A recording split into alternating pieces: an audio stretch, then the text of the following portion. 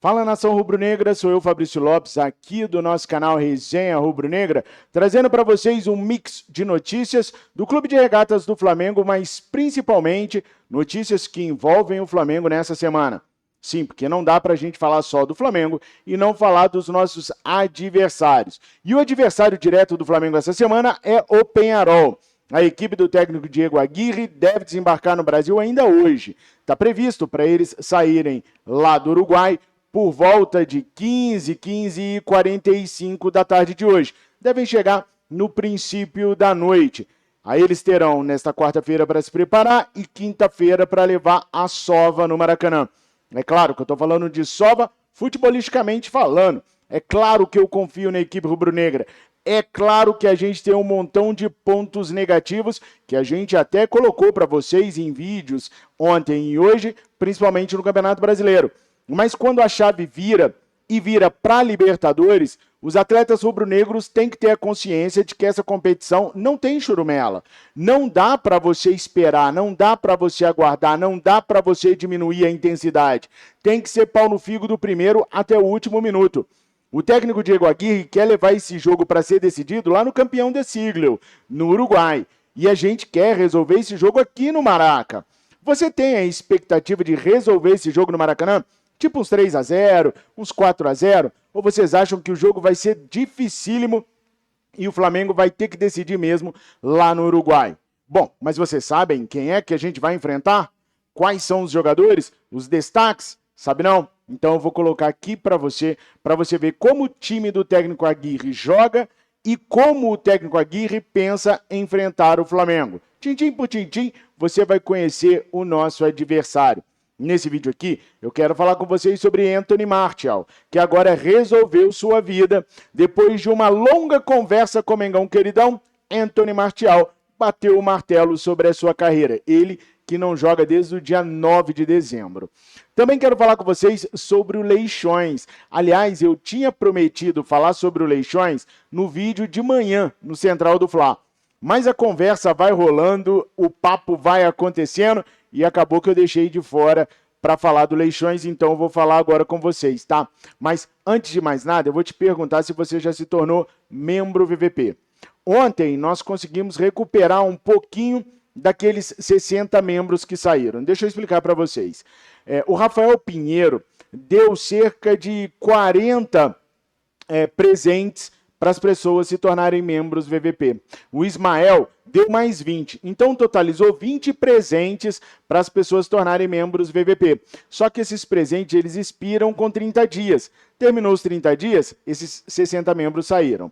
Agora, nós estamos precisando, para recuperar esses novos membros, de 41 novos membros VVPs.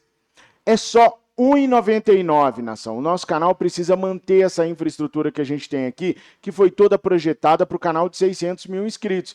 Com esse canal de 160 e poucos e com outro de 66 mil, a gente não consegue bancar tudo isso aqui.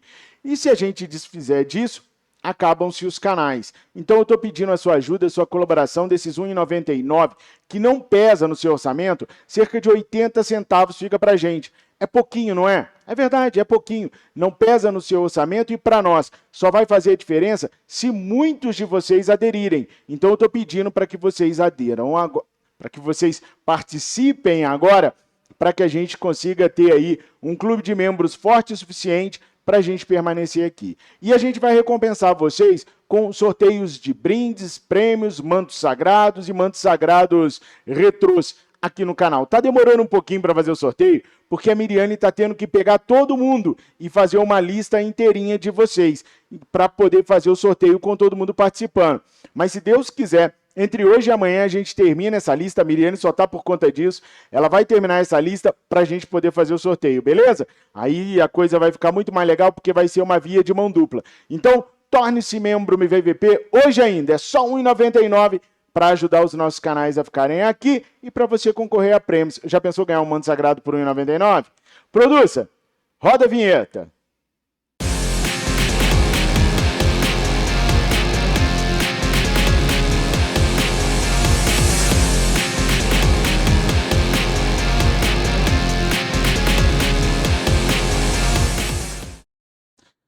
Nação Leixões. A ideia do Flamengo comprar o Leixões é uma ideia interessante.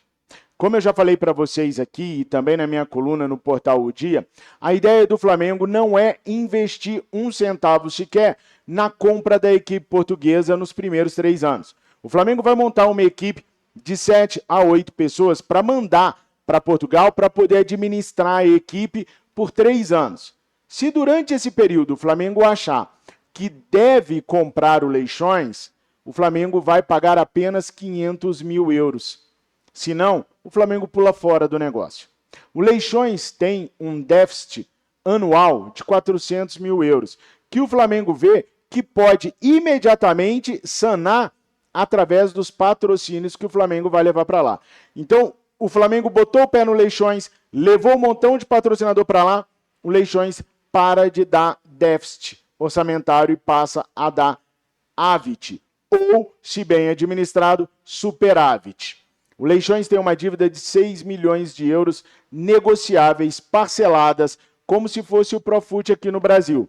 Então, essas são as primeiras impressões sobre o Leixões. Mas é claro que a gente não pode embarcar nessa ideia só por conta desses dados que eu dei agora.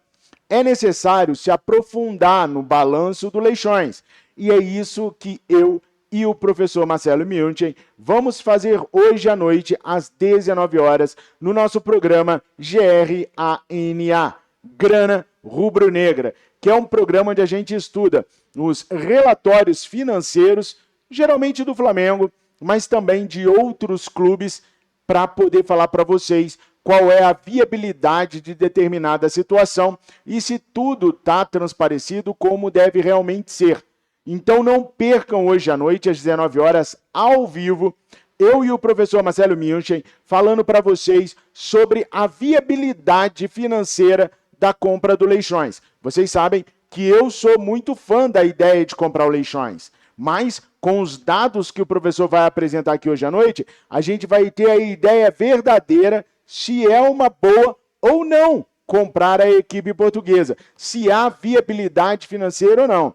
A ideia de botar jogadores que estouram a idade no sub-20 lá, para mim é fantástica. Os caras vão estar jogando um campeonato europeu. Ah, mas o Real Madrid nunca comprou jogadores do Leixões ou compra muito pouco. Isso porque não era a base do Flamengo que estava lá, patrão. Isso porque não era o Flamengo que estava gerindo lá. Com a gestão profissional, caso o Flamengo realmente faça uma gestão profissional no Leixões, tudo vai mudar no clube português. Nenhum dado passado vai servir para a amostra futura, mas tem que ver a viabilidade financeira. E esse programa, gente, eu peço para que vocês, ele já está até lá programado para acontecer, eu peço que vocês espalhem o link, principalmente se você conhecer algum conselheiro do Flamengo. É muito sério o que a gente vai colocar nesse programa, é muito importante o que vai ser dito lá nesse programa, para a gente concretizar essa ideia de compra ou não. Vai haver uma votação nos próximos dias sobre essa situação do Leixões dentro do Conselho do Flamengo, e quanto mais conselheiros virem os estudos que foram feitos pelo competentíssimo professor Marcelo Milchen, mais seguros os caras estarão para poder tomar uma decisão. Fechou? Então espero vocês hoje à noite às 19 horas para a gente passar limpo a viabilidade financeira da aquisição do Leixões. Bom, o Flamengo vai enfrentar, nesta quinta-feira, a equipe do técnico Diego Aguirre. Como eu venho falando muito para vocês, o Diego Aguirre já teve uma passagem interessante aqui no Brasil, pelo Atlético Mineiro, pelo São Paulo, pelo Internacional de Porto Alegre, e a impressão que ficou é de ser um treinador extremamente retranqueiro, um treinador que monta defesas muito bem. Eu não sei se vocês sabem, mas o Diego Aguirre foi jogador do Peñarol, ele é uruguaio, ele tem o amor pelo clube que ele está dirigindo agora, assim como Arrascaeta, Matias Vinha, Nicolás de la Cruz e Guilherme Varela. Os 4 uruguaios do Flamengo desejam encerrar suas carreiras no Peñarol. É o clube de coração dos 4. O Guilherme Varela vem até sofrendo, entre aspas, nas redes sociais, porque torcedores do Peñarol estão pedindo para que o Varela faça um pênalti, para que ele faça um gol contra, porque ele é cria do Peñarol, ao contrário dos outros jogadores que eu citei, o Varela é cria mesmo do Peñarol, e eles estão pedindo para ele fazer esse amor dele pelo Peñarol valer a pena agora. É óbvio que o Varela não fará uma coisa dessas, ele é um profissional, não é a primeira vez que ele deve estar enfrentando o Peñarol na carreira, confesso que esse dado eu não pesquisei, mas ainda que seja, ele hoje representa as cores rubro-negras e eu não tenho medo nenhum do Guilherme Varela jogar contra eles, até porque o Arrascaeta vai jogar contra eles, o Nicolás de la Cruz também, e ambos são torcedores do Peñarol. Um detalhe perigoso é que a última derrota do Flamengo em casa pela Libertadores da América foi justamente contra o Peñarol. O Peñarol tem uma torcida muito violenta, que já está prometendo nas redes sociais uma verdadeira guerra no Rio de Janeiro. A partir de amanhã, esses caras devem estar chegando por aqui, e eu peço ao policiamento do Rio de Janeiro que tome muito cuidado com esses caras. Da última vez, eles levaram a óbito um torcedor rubro-negro que não tinha nada que ver com a parada que estava acontecendo, simplesmente estava passando na orla com o manto sagrado. Os caras espancaram um senhor, um idoso, que veio a óbito semanas depois. Então o jogo é muito sério dentro de campo e deveria ser sério só dentro de campo. Mas fora de campo, essa torcida violentíssima do Peñarol tem que ser contida. Até porque nós, torcedores rubro-negros, também não somos santinhos, não. Segundo eu conversei com alguns dirigentes rubro-negros, tivemos nesse final de semana um dos Flamengo e Vascos mais sangrentos da história. Com tiro, com pessoas baleadas, com muita pancadaria em todo o Rio de Janeiro. Então tá na hora de baixar um pouquinho o termômetro, nação. Tá na hora, claro que a gente não pode caçar confusão e claro que a gente tem que fazer de tudo para fugir da confusão.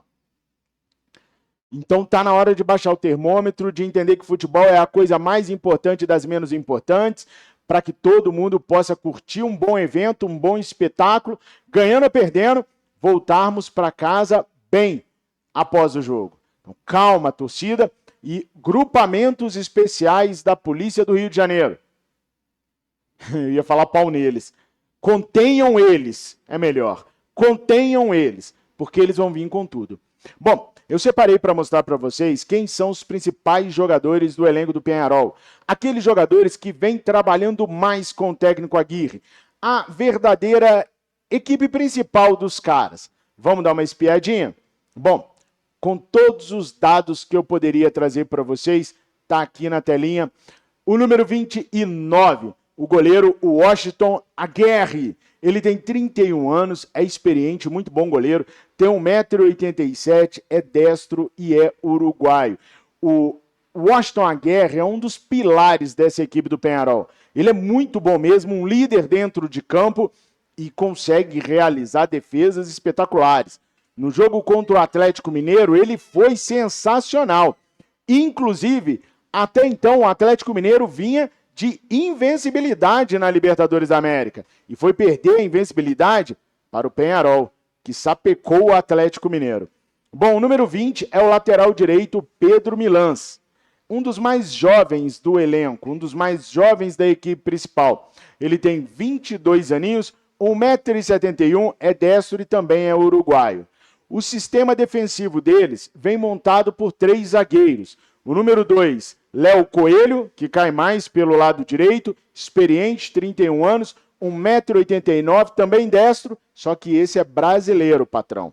O zagueiro central é o Javier Mendes, número 23. Ele é volante, está improvisado ali no meio da zaga, dando mais segurança para o time do Peñarol. Ele tem 29 anos, 1,84 m, outro destro, também é uruguaio. O zagueiro pela esquerda é o Guzmán Rodrigues, número 4, 24 anos, 1,85 m, destro, também uruguaio. Na lateral esquerda nós temos o número 15, Maximiliano Oliveira, experiente, 32 anos, 1,82 m, canhoto, uruguaio. Na volância nós temos o número 14, Damián Garcia Granha, esse sim, o mais jovem do elenco do time principal, com 21 aninhos, 1,78 m, mais um destro uruguaio. O número 13, o volante que joga a seu lado, é o Eduardo Darias, 26 anos, 1,72 de altura, destro uruguaio. O Darias está emprestado do Deportivo Maldonado. Aí nós temos 2 meias muito bons. O número 7, o veloz Javier Cabrera, tem 32 anos, é um dos mais baixinhos da equipe, com 1,68 m, destro uruguaio. E o camisa número 8, esse é o brabo, tá? É o Leonardo Fernandes, 25 anos, o mais baixo de todos, 1,66 m, canhoto, tá emprestado do Toluca, lá do México. E no comando de ataque, nós temos o Maximiliano Silveira, que é o destaque da equipe na Libertadores, com 6 gols. Gente, os perigosos dessa equipe aí são o Maximiliano Silveira e o Leonardo Fernandes. Esses caras jogam pra caraca. Um detalhe, esse time, ele é quase todo destro. São apenas 2 canhotos. Nós temos aí o Maximiliano Oliveira, lateral esquerdo, e o Leonardo Fernandes, o meia que joga pelo lado esquerdo, que são canhotos, ou seja, é um time todo quebrado para um lado, tá? O Clube Atlético Peñarol tem 33 jogadores no seu plantel atualmente. Esses 33 jogadores estão avaliados em 32,8 milhões de euros. Muito menos do que o Flamengo, que está lá na casa dos 300 milhões. A média de idade desse time, ela é relativamente jovem, 26,9 anos. Agora, como que o Diego Aguirre vai distribuir essa equipe em campo? Nação, eu lhes apresento a equipe do Peñarol. A equipe do Peñarol vem num 3-4-3 com a posse de bola e num 3-6-1 quando está sem a bola. É isso mesmo, gente. E a determinação do estilo de jogo, ela foi muito bem falada ontem pelo Diego Aguirre. Ele usou esse esquema tático aí, 3-6-1 sem a posse de bola e 3-4-3 com a posse de bola, no jogo na altitude contra a equipe do The Strongest, lá em La Paz. Ele usou exatamente isso e é o que ele promete para o jogo de amanhã. Ele não se fez de rogado, ele não escondeu nada. Ele disse que é assim que ele vai jogar, que é dessa maneira que o time se comporta melhor fora de casa, porque fora de casa eles buscam não perder ou perder pelo placar mínimo, para em casa resolver. Aí em casa muda tudo. Aí a equipe fica muito mais ofensiva, jogando apenas com 2 zagueiros, 2 laterais, 4 meio-campistas, e aí entra mais um atacante formando um 4-4-2. Mas isso é assunto para a próxima semana, quando a gente for visitá-los lá no Uruguai. Então, esse é o time de Diego Aguirre. Essa é a maneira que eles vêm para jogar contra o Flamengo. Desembarcam hoje à noitinha no Rio de Janeiro. E eu pergunto para vocês, o Flamengo tem condições de passar bem por essa equipe aqui nesta quinta-feira, mesmo com os desfalques? Nicolás de la Cruz está de volta. Como que vocês veem o Flamengo nesse jogo de Libertadores? Bora falar do Anthony Martial. Anthony Martial foi por muito tempo o sonho do Marcos Braz. Dentro do Flamengo, além de não haver unanimidade pelo nome, também havia resistência, porque se tratava de um jogador que estava parado desde o dia 9 de dezembro. Caríssimo, com salário girando ali em torno de 2 a 2,5 milhões de reais mensais. O Conselho de Futebol do Flamengo conseguiu fazer o Marcos Braz desistir da ideia de trazer o Anthony Martial. O técnico Tite nunca aprovou o nome. Mas, se não tem tu, vai tu mesmo, né? O fato é que Anthony Martial, como a gente já havia dito aqui em alguns vídeos atrás, está muito próximo de fechar com o AEK da Grécia. Os caras ofereceram simplesmente 300 mil euros semanais para o Anthony Martial. Será a maior contratação da história do AEK da Grécia e uma das maiores contratações do campeonato grego. Faltam apenas a assinatura dos papéis. Portanto, podem riscar aí do caderninho a possibilidade de termos Anthony Martial no Flamengo. Há quem ainda peça algum atacante, principalmente depois da lesão do Luiz Araújo. Só que dificilmente o Flamengo irá ao mercado procurar um atacante. Tá fechadinho.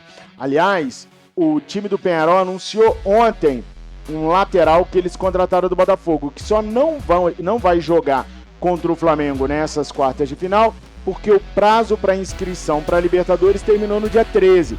Eles efetivaram a contratação ontem, então o prazo já expirou, por isso ele não joga mais essa Libertadores, que o Flamengo vai eliminar o Peñarol. Tamo juntos, nação. Ó, tô esperando você se tornar membro. Ajude o nosso canal, é só R$1,99. Tamo junto e misturado. Fiquem com Deus, tenham uma excelente semana. Saudações rubro-negra.